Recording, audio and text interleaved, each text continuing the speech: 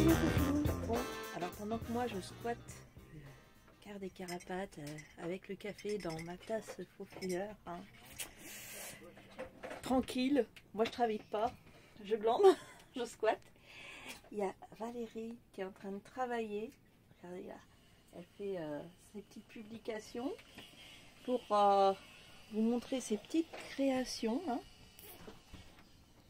Donc si vous voulez lui faire des petites commandes, les gens il faut qu'ils passent par quoi? Par Instagram? Pour te faire les commandes? Ouais, par Insta, ouais. Voilà, donc sur Instagram des carapates, on vous remettra ça, on vous l'écrira sur la vidéo. Voilà. Et là-bas, il y en a d'autres qui bossent aussi. Ça coupe du bois, ça fait du travail. Voilà. Steph, normalement, vous a déjà fait la vidéo pour ce soir sur le désastre du drone. Et puis, j'en ai tranquille. Voilà. Bonjour tout le monde, bienvenue dans cette nouvelle journée. Nous sommes toujours ici au bord de la playa, là, pas très loin de la Manga à Los Urulolos, ou je sais plus, bref, on va réécrire le truc. Voilà, ce matin ça bosse un peu sur les véhicules, nettoyage de panneaux solaires en partie. L'autre côté là-bas, attendez, on va tourner.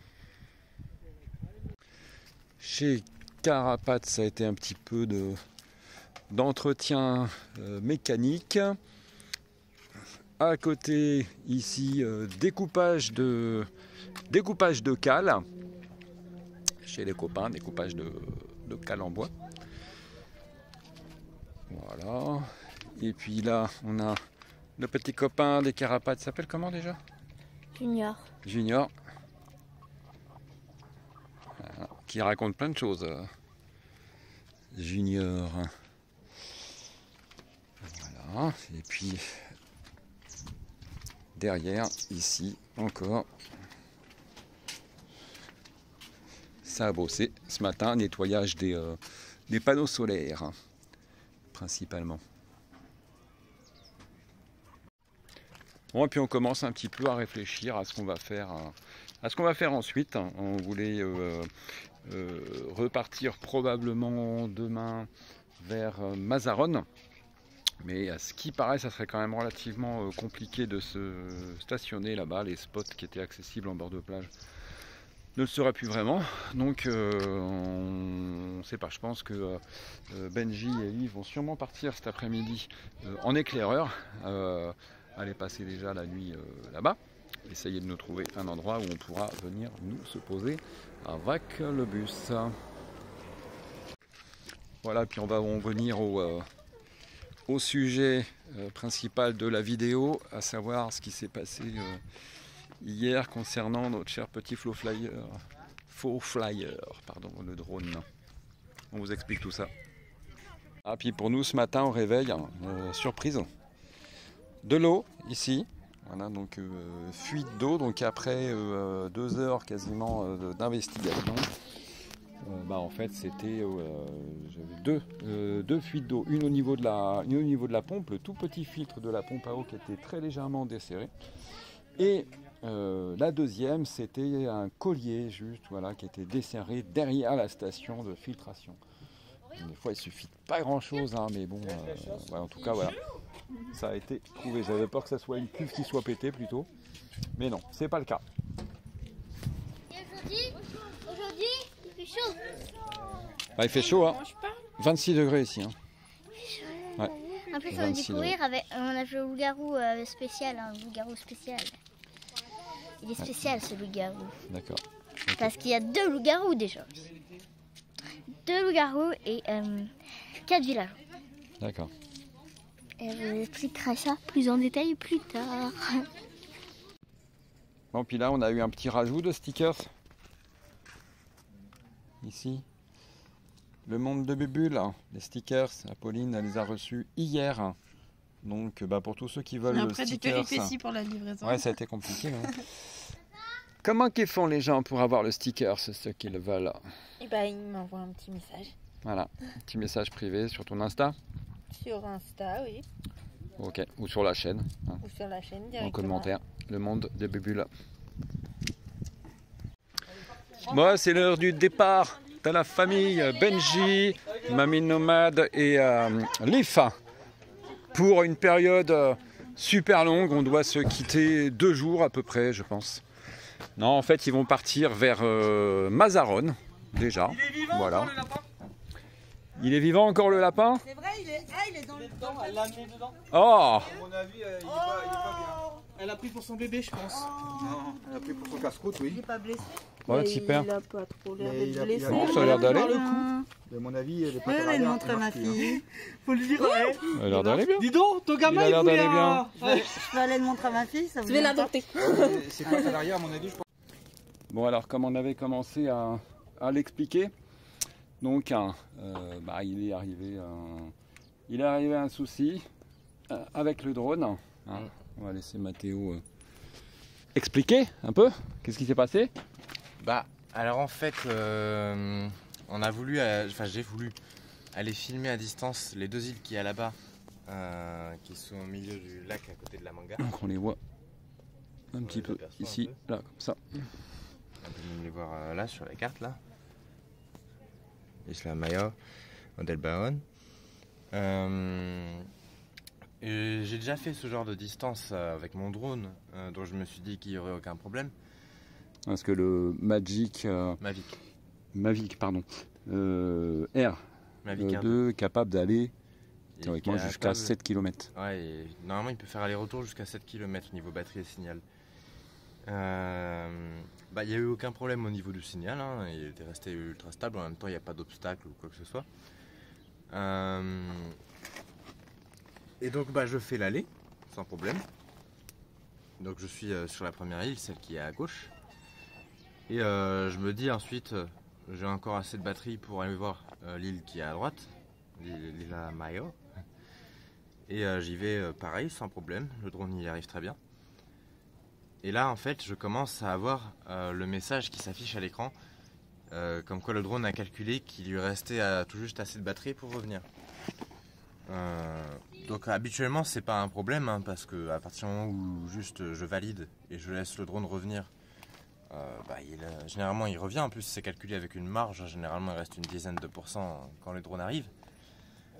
Et là en l'occurrence il restait 61% au départ de l'île. Sauf qu'en fait il y a eu un problème, le problème c'est le vent. C'est qu'à l'aller le vent était dans la direction où le drone allait. Et donc il y avait aucun problème pour y aller, du coup il allait à 70 km/h, c'est la vitesse maximale que mon drone peut atteindre habituellement. Et sauf que retour, le vent était à contresens, et donc alors qu'il était dans le même mode le drone, il atteignait pas plus de 25 km/h. Et donc voilà, du coup en fait ça fait qu'il allait beaucoup plus lentement et il n'a pas réussi à revenir à temps. La batterie s'est vidée petit à petit. Vers une dizaine de pourcents, il a lancé la procédure d'atterrissage d'urgence, enfin d'atterrissage forcé. En fait, c'est une procédure où le drone se met à descendre tout seul, mais à ce moment-là, je peux encore lui dire de remonter. Sauf que là, le problème, c'est qu'il restait que 12% de batterie et il était encore à 2 km de distance, le drone. Donc, c'était plutôt inquiétant. À ce moment-là, je tentais malgré tout de continuer à le faire revenir, hein. Et sauf que le vent continue à l'empêcher d'avancer et vu que la batterie descendait, il avait de moins en moins de puissance dans ses moteurs et il allait cette fois-ci à pas plus de 5 km/h, je crois, c'est ça que j'avais dit, hein. Ouais, 5. Ouais. Et donc au bout d'un moment il déclenche la procédure vraiment d'atterrissage forcé numéro 2. C'est-à-dire que là en fait il descend, quoi que je dise en fait, je peux plus le contredire, il dit de monter, il a plus assez de batterie pour remonter. Et donc du coup au final il a fini par toucher l'eau. Et donc là actuellement il repose au fond du lac, hein. Il est dedans. Voilà, j'ai pas d'autre chose à dire. Non mais c'est clair, il n'y a rien d'autre à faire. Voilà, j'ai hésité pendant un instant. Les vents contraires, piégé par les vents contraires, ça a beau être bourré de sécurité. Ouais. Il y a des choses quand même il qu'on ne pouvait pas non maîtrise pas. plus calculer qu'il croiserait un vent. Bah oui. Il peut calculer uniquement le vent de là où il est. Ouais. Et j'ai hésité pendant un instant quand j'avais plus beaucoup de batterie à tenter le tout pour le tout et à et à faire demi-tour au drone, le faire retourner vers l'île. Parce que je me suis dit là, avec le vent, il va pouvoir y aller facilement. Et à essayer de le faire atterrir à distance sur l'île. Parce que je me suis dit, si ça se trouve, il y a peut-être un moyen de traverser et d'aller le chercher.